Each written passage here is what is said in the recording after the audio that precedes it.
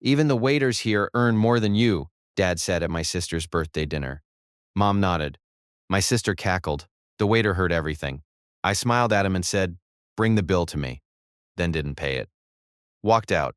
At 8:44 p.m., 29 missed calls. Dad's text, "They're holding us here until even the waiters here earn more than you." Dad said at my sister's birthday dinner, "My name is Tom, I'm 29, and I work as an animator. That means I spend my days making dragons blink, sandwich mascots dance, and one extremely demanding blue squirrel dab for a children's streaming show no one over the age of 7 is supposed to admit they watch. According to my family, however, I do not have a real job. To them, I draw cartoons on a laptop, which was funny because the last time my father had asked me to fix the Wi-Fi, he'd stood over my shoulder like I was performing open-heart surgery on the modem. Still, I was used to it. My dad, Bernard, had two favorite hobbies: overcooking steak and underestimating me. My mother, Elaine, had one hobby: nodding at whatever Dad said as if he were delivering sacred wisdom from a mountain. And my younger sister, Chloe, the birthday girl, treated sarcasm like an Olympic sport she had personally invented. So when Chloe invited all of us to dinner at one of those trendy downtown restaurants, where the menus are printed in fonts that look embarrassed to be read, I already knew how the night would go. Too much perfume. Too many fake laughs. One waiter named something elegant like Lucian, and at least one direct hit on my career. I still went, because I am an optimist. A stupid optimist, apparently, but an optimist. The restaurant was called Maison du Soleil, which I think is French for small portions, giant ego. The host looked at me the way security guards look at unattended backpacks. Everyone inside was polished, glossy, expensive. Even the butter looked judgmental. Chloe was already seated when I got there, taking selfies with a cocktail that had a flower floating in it like it had died beautifully. "Tom," she said, "you made it." I was worried you'd be late because, cartoon traffic. Dad laughed before he even sat down. Mom smiled, that soft little smile she used whenever she wanted plausible deniability later. "I'm here," I said. "Try not to make my entrance about you." Chloe rolled her eyes. "Please. Nobody could make anything about you." Great start. I took my seat. A tall waiter approached, sharp suit, silver tray, posture like he had been personally trained by swans. His name tag said Merksel. He poured water into our glasses with the solemnity of a priest performing a blessing. Dad watched me thank him and snorted. Then, because he had apparently decided to speedrun being awful, he leaned back, looked around at the polished chandeliers, and said loudly enough for 3 nearby tables and one emotionally intelligent fern to hear, "Even the waiters here earn more than you." Mom nodded. Chloe cackled. Actually cackled. Not laughed, not giggled. Cackled like a villainous ant in a low-budget fairy tale. And Marcel heard everything. I know he heard it because one eyebrow moved exactly 3 millimeters. A professional reaction, elegant, controlled. The eyebrow of a man who had seen rich people cry over burrata. I looked up at him, he looked down at me. And something passed between us. Not romance, not friendship, a very specific kind of exhausted brotherhood. I smiled at him and said pleasantly, "Bring the bill to me." Dad smirked. Chloe straightened in her chair, delighted. Mom gave me a suspicious glance. "Oh," Dad said, "big spender. I thought animators were all underpaid artists living on noodles." Chloe said, "I branch out," I replied. "Sometimes I also live on rice." The meal continued with all the warmth of a hostage negotiation. Dad kept making little comments. "You still doing those? Doodles?" "Animation," I said. "Right. Moving doodles." Mom asked whether I had ever considered something more stable, which was rich, coming from a woman who bought healing crystals from women named Starla on Facebook. Chloe kept talking about her new boyfriend, Trevor, who was in finance, which apparently meant he wore loafers without socks, and said "circle back" in romantic contexts. Meanwhile, Marcel glided in and out like a beautifully dressed ghost, silently witnessing my family's nonsense. Every time Dad made another jab, Marcel's expression suggested he was mentally awarding points. By dessert, Chloe was drunk enough to become louder and Dad was smug enough to become shinier. Then the bill came. Of course it did. Marcel placed the leather folder in front of me with a tiny, almost invisible nod, a ceremonial transfer of chaos. I put my hand on it. Dad folded his arms. Chloe leaned forward. Mom sipped wine like she was watching courtroom television. I opened the folder. The total was so high it looked less like a restaurant bill and more like ransom. I closed it, smiled, stood up, put on my jacket. Dad frowned. Where are you going? I adjusted my sleeve. Out? With the bill? Chloe said. No, I said, with my dignity. The bill is staying with the people who insulted the designated payer. And then I walked out, just walked out. No sprinting, no dramatic speech, no flip table. Just a calm, elegant exit through a room full of polished cutlery and consequences. I heard Dad bark, Tom. I did not turn around. Outside, the night air smelled like rain, exhaust, and justice. I got into my car, drove 2 blocks parked near a convenience store, and bought a pack of gum I did not need just to celebrate being free. At 8:44 p.m., my phone exploded. 29 missed calls. Dad's text came through first. They are holding us here until you come back. Then another. They said someone has to pay. Then the masterpiece. They are holding us here until you come back because apparently this place has a policy against birthday dinner escape artists. And then finally, the text that made me laugh so hard I had to sit on the hood of my car until you clown pay the bill. Not until you clown pay the bill. Not even proper punctuation, just the raw fury of a man defeated by syntax and appetizers. I stared at it. Read it again. Zoomed in. And the universe, in its mysterious generosity, handed me an idea so stupid, so beautiful, so absolutely perfect that I whispered, "Oh no," to no one. Because when life writes you the phrase you clown, sometimes you become one. The next morning I woke up with a level of purpose usually reserved for superheroes and tax auditors. I did not call back. I did not apologize. I opened my laptop and got to work. See, as an animator, I know costume rental websites very well. It's part of the business. One month you need a pirate reference. The next month, you need 3 separate photos of a medieval goose king. By noon, I had acquired the following: 1 clown suit, red and yellow, aggressively cheerful; 1 rainbow wig, deeply upsetting; 1 pair of shoes long enough to qualify as watercraft; 1 red foam nose; 1 tiny horn that made a sound like a bicycle having a breakdown. I also printed Dad's text and folded it into my wallet like legal evidence. Then I waited. I knew my family.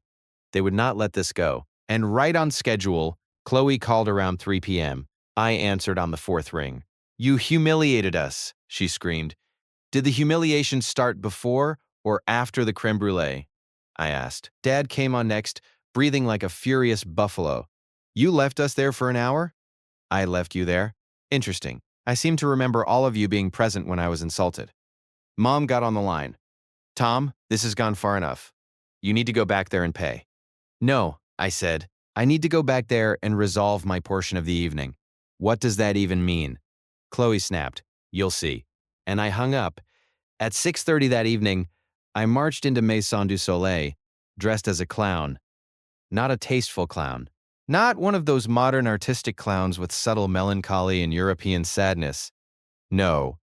I looked like a birthday party had suffered a head injury.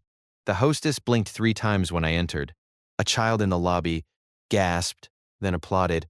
An elderly man near the bar whispered, "Finally." And there, behind the host stand, I saw Marcel. He froze. His eyes widened. Then, bless him, he pressed his lips together so hard they nearly vanished. "Good evening, sir," he said, in the strained tone of a man fighting for his life. "Do you have a reservation?" I slowly removed the foam nose. "It's me," I said. Marcel stared for 1 beat. Then he turned away, bent double, and made a sound like a kettle dying. When he recovered, his face was red. "You came back," he said. I was summoned, I replied, and showed him the screenshot of Dad's text. He read it. He looked at me. He looked at the screenshot again. Then he whispered, "Please tell me you wore this because of that." "I'm an artist," I said. "I believe in honoring notes from the client." Marcel had to grab the podium. "I need," he said, wheezing, "1 full minute." He disappeared into the back. I heard muffled laughter, multiple people, possibly a collapse. When he returned, he had composed himself enough to say, "Your family is here. Wonderful. Lead me to the crime scene." They were seated at a side table, all 3 of them. Dad looked furious. Mom looked offended on behalf of civilization. Chloe looked like she might actually burst into flames from secondhand embarrassment. The second they saw me, the table went silent. I gave a cheerful little honk on the horn. Honk! Every head in the room turned. Tom, Dad said, voice low and deadly. What are you wearing? I beamed. Apparently, what's required before I'm allowed to pay. Chloe slapped a hand over her face. Oh my God. Mom hissed. Take that thing off. No, I said. I'm meeting the dress code indicated in your text. Dad stood up. Don't be smart with me. I pulled out my phone and read aloud, in my best dramatic narrator voice. Until you clown pay the bill. A nearby couple started laughing. Marcel, standing a safe distance away, turned abruptly and pretended to study a wine bottle. Dad's ears went pink. That is not what I meant, he growled. And yet, I said, gesturing broadly to myself, here we are. Chloe tried a different tactic. Fine, joke's over. Pay the bill. Absolutely, I said. All three of them relaxed. That was their mistake. I sat down, asked for a menu, ordered a bowl of onion soup and a sparkling water. Dad stared. What are you doing? Having dinner. You already had dinner here yesterday. Yes, and it ended with emotional enrichment but not closure. The soup arrived. I ate it slowly, very slowly. I dipped the bread. I complimented the cheese. I asked Marcel whether the onions had been caramelized in-house. He said yes, with the glowing serenity of a man watching destiny unfold. My family sat there in total disbelief while I enjoyed the most peaceful soup of my life dressed as a clown. Finally, when I was done, I dabbed my mouth with the napkin, asked for my bill, and took out my card. Dad slapped the table. Tom, I looked at him. What? You said you'd pay the bill. I replied that I would come back and pay. Yes, and I did. For my dinner. Chloe's jaw dropped. Only your dinner? Correct. Mom leaned in. What about our part? I folded my hands, smiled, spoke gently, clearly, and with the full calm of a man who has storyboarded many revenge fantasies. Your part remains unpaid, much like your respect.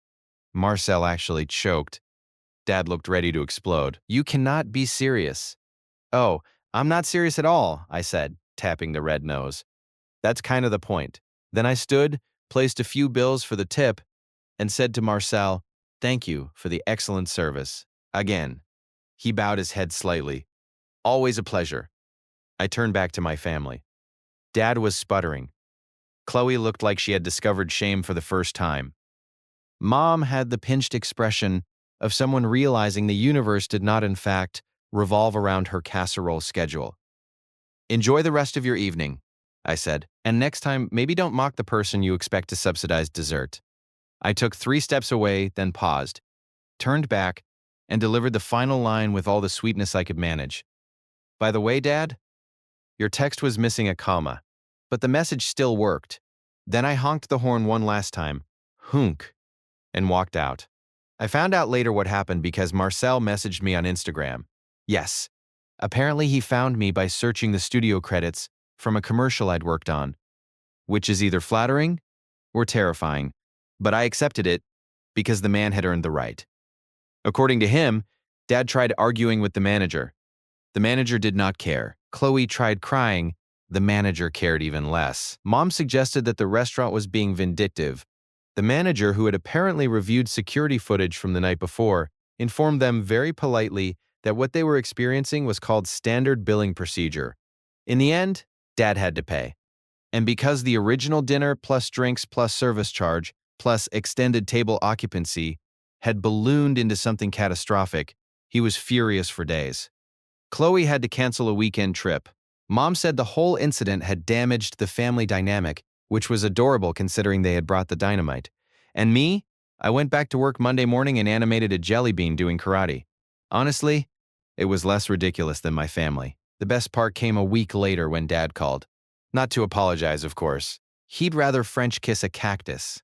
He cleared his throat and said, your mother tells me your latest project got picked up by a larger client. It did. That good money? Better than waiting tables, I said. He was silent. Then quietly. Right. I smiled. Sometimes boundaries are loud. Sometimes it wears giant shoes.